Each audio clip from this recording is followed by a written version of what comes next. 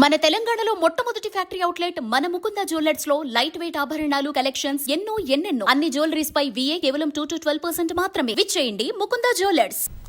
భారత్ సహా ప్రపంచవ్యాప్తంగా పలు దేశాలపై అమెరికా మరోసారి సుంకాలతో విరుచుకుపడేందుకు సిద్ధమైంది.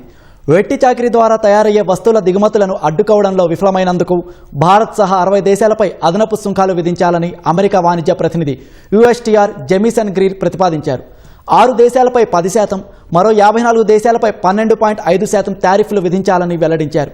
మొత్తం 60 దేశాలపై జరిగిన సుదీర్ఘ విచారణ అనంతరం గ్రీర్ ఈ ప్రకటనను విడుదల చేశారు.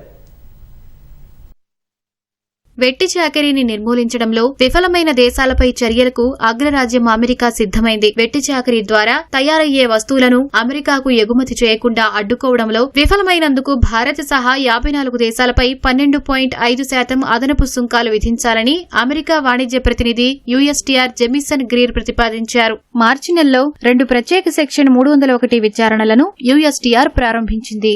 మొత్తం 60 దేశాలపై జరిపిన సుదీర్ఘ విచారణ అనంతరం గ్రీర్ ఈ ప్రకటనను విడుదల చేశారు. బలవంతపు చాకరీ వస్తువుల ఎగుమతులపై ఎలాంటి స్పష్టమైన నిబంధనలు లేని Bharat, China, Japan, Brazil, Australia, UK, Saudi Arabia సహా 54 దేశాలపై గరిష్టంగా 12.5% టారిఫ్లు వర్తింపజేయాలని అన్నారు. అటు ఇప్పటికే పాక్షిక నిషేధం ఉన్న లేదా ద్వైపాక్షిక వాణిజ్య ఒప్పందాల ద్వారా ఆంక్షలు విధిస్తామని హామీ ఇచ్చిన 6 ఆర్థిక వ్యవస్థలపై 10% అదనపు పన్నును గ్రీర్ ప్రతిపాదించారు. Canada, Ecuador, EU, Indonesia, Mexico, Pakistan దేశాలు వెట్టి చాకిరీపై నిషేధం విధించినప్పటికీ వాటిని సమర్థవంతంగా అమలు చేయలేకపోయాయని ఆరోపించారు. అందువల్ల ఆ 6 దేశాలపై 10% అదనపు సుంకాలు విధించాలని ప్రతిపాదించినట్లు గ్రీర్ చెప్పారు.